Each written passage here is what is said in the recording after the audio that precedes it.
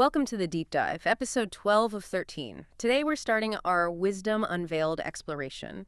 And have you ever thought, really thought, that being a child isn't actually about how old you are? That it's maybe something deeper, an internal state. Imagine, say, an ancient philosopher telling you that even if you're 100, with a whole life behind you, you could still be an infant in a really profound sense. That's the kind of challenging idea we're getting into today.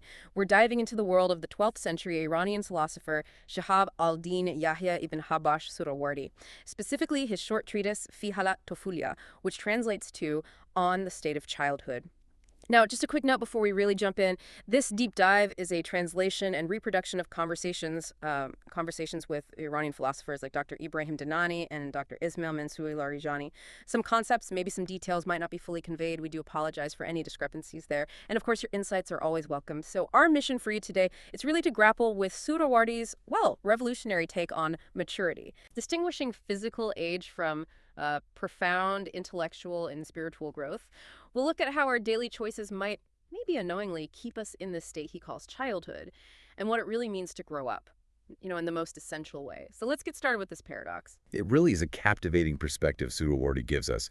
He writes in these beautiful, often very concise Persian treatises, and he uses stories, parables, to get across some deep practical wisdom.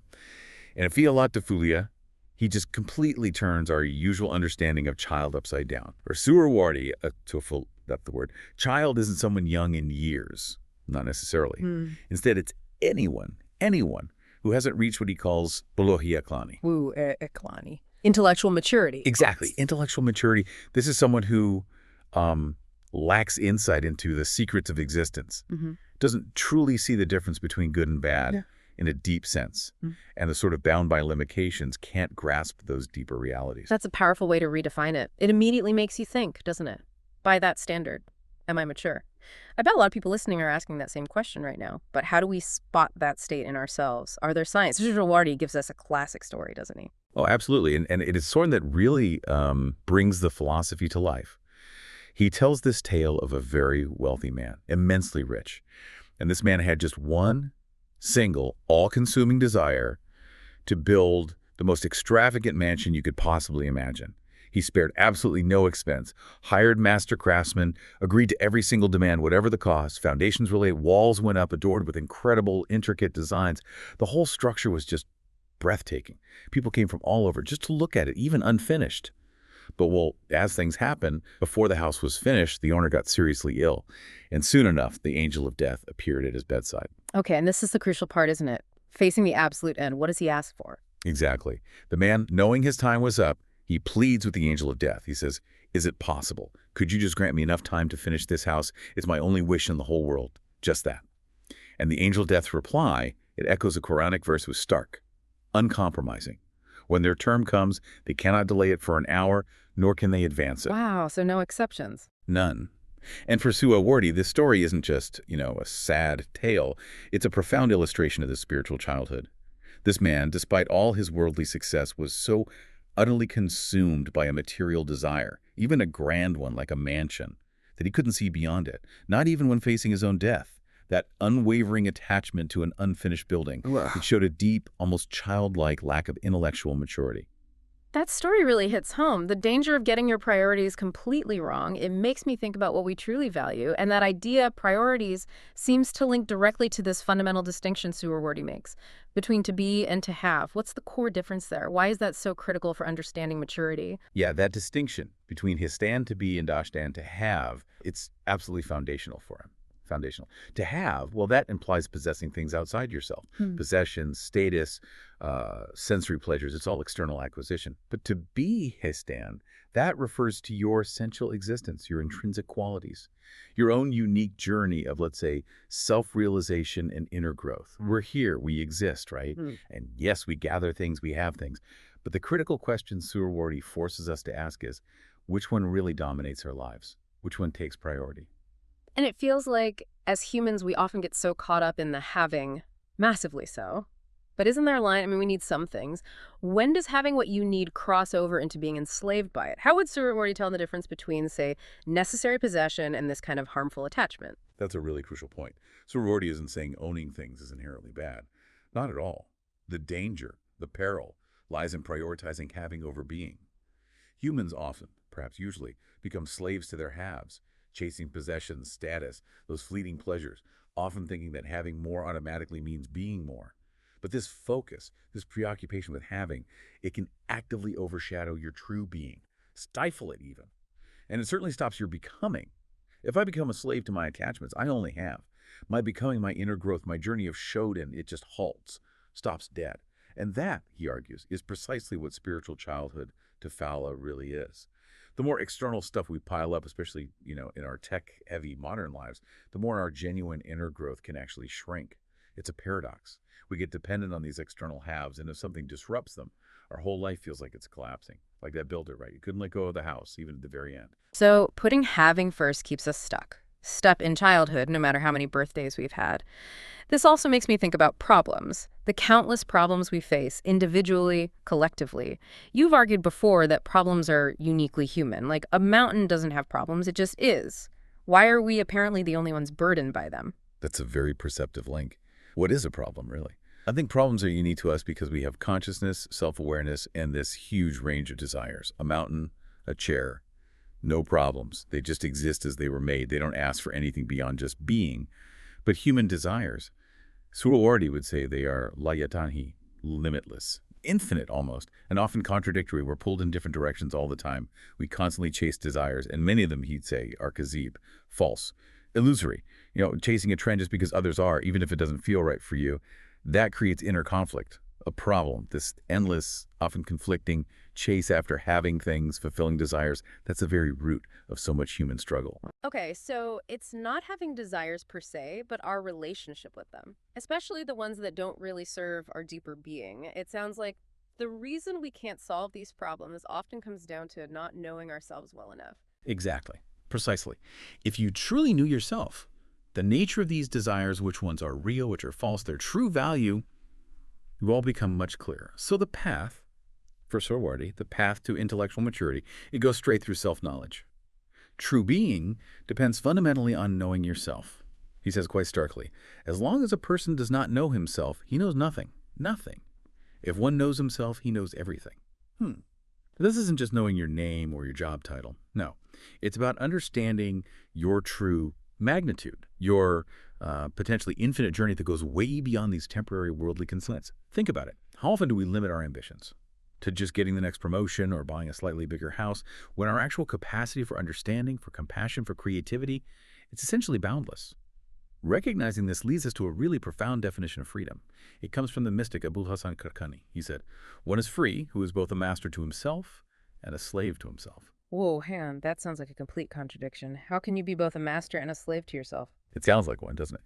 But it's actually a deep insight into what real freedom, mature freedom, looks like. Oh. Okay, so master of oneself.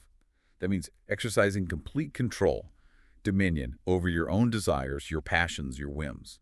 Your lower self, if you like. It means not being pushed around by external pressures or those sudden internal impulses. Real mastery. That takes will, self-control, and then slave to oneself.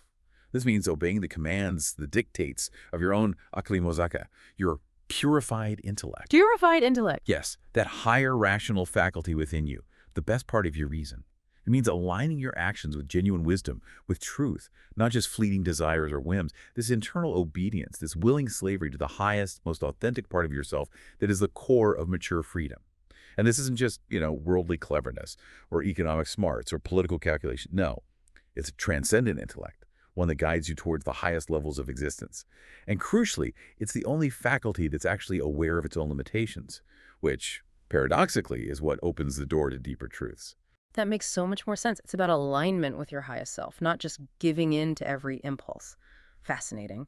And it's interesting how this internal mastery, this true freedom, also sheds light on a very human experience, this feeling of profound solitude, maybe loneliness, especially when we face really big decisions. Indeed. It's quite fascinating, isn't it? Only humans seem to experience this specific kind of loneliness, particularly in those moments of major decision. We can ask for advice, sure, consult others, but that final choice, it rests entirely with the individual alone. This deep solitude in decision-making, it's uniquely human, and realizing it's actually a sign of intellectual maturity. The Quran touches on this beautifully in Surah 3, verse 159, and consult them in the matter. Then when you have decided, rely upon Allah. See the sequence. Consultations for the people stage, interacting with the world, with others. But that moment of final decision where you were truly alone with the choice, that is the moment for tawakkul, for trusting God. That's a profound shift. So realizing that solitude, how does that empower us instead of just making us feel isolated? Well, it's humbling, certainly, but it also offers immense peace and, yes, empowerment. To know that the final responsibility is yours alone. But so is the ultimate freedom in choosing your path, and then placing your trust beyond yourself. This realization, this acceptance of profound solitude in the face of big choices, and then turning towards that higher trust. It marks a huge step in intellectual maturity. It's moving past that childlike dependence, always looking outside for answers or permission. It's stepping into an internal alignment with truth, with wisdom. It's genuinely growing up. Okay, let's bring this back full circle to our wealthy builder. His only wish, just to finish the house, even staring death in the face. That really nails what Suhrawardi calls don hemati, right?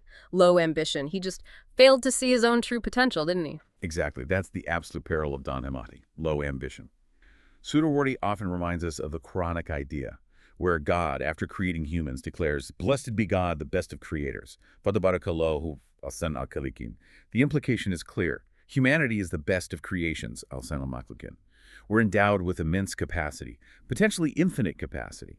So to have this incredible destiny, this potential, and yet limit your ultimate ambition to just finishing a building, no matter how grand, it's just a tragic underestimation of what you are, of what you could be. It's like what Suhrawardi also calls sukriti tabat, the intoxication of nature. Intoxication of nature, like being drunk on the physical world. Precisely. The kind of deep spiritual blindness where people get so absorbed, so intoxicated by physical desires, worldly goals, material stuff, that they become spiritually blind. They completely miss the deeper realities, the higher, more lasting pleasures available to them.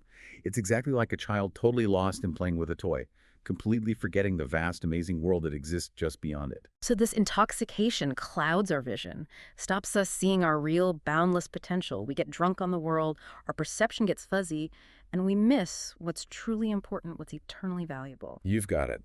This deep focus on the physical can blind us to the spiritual, the intellectual joys that are right there within us, inside our own being. And this is where, for Suhrawardi, the Hakim comes in, the sage, the philosopher. He sees the Hakim as a kind of spiritual doctor, someone who guides people to free themselves from this slavery. Slavery to fleeting, childish desires and attachments, helping them find real freedom in their higher nature. As the great poet Rumi, or Malavi, put it so beautifully, creatures are children except for those intoxicated by God. None are mature except those freed from desire. And he also said, "Old is the old of intellect, O son, not the white hair on beard and head. We who see the inner reality see the heart and not the outward appearance." That's a fantastic quote to draw things together. What a journey through Suhrawardi's ideas today. It's been a deep dive into this, well, really revolutionary understanding of what it means to actually grow up. Recognizing the trap of putting having over being, understanding that our problems often come from limitless, sometimes false desires, cultivating self-knowledge through that purified intellect, embracing true freedom, and crucially, rising above that low ambition to see our incredible potential as the best of creations. His philosophy really pushes us, doesn't it, to look past the surface, beyond the superficial, to recognize this huge spiritual and intellectual journey that's open to all of us, no matter our chronological age. Absolutely. So Suhrawardi challenges us to rethink maturity entirely. Here's something for you to maybe mull over. If our spiritual and intellectual growth is our real becoming, think about one specific attachment in your own life. Maybe something you constantly chase or something you're afraid of losing. Could that attachment, viewed through Suhrawardi's lens, be holding you back from your true being, keeping you in a kind of spiritual childhood? And maybe ask yourself, what small step, just one small thing, could you do today to begin loosening its grip, even just a tiny bit?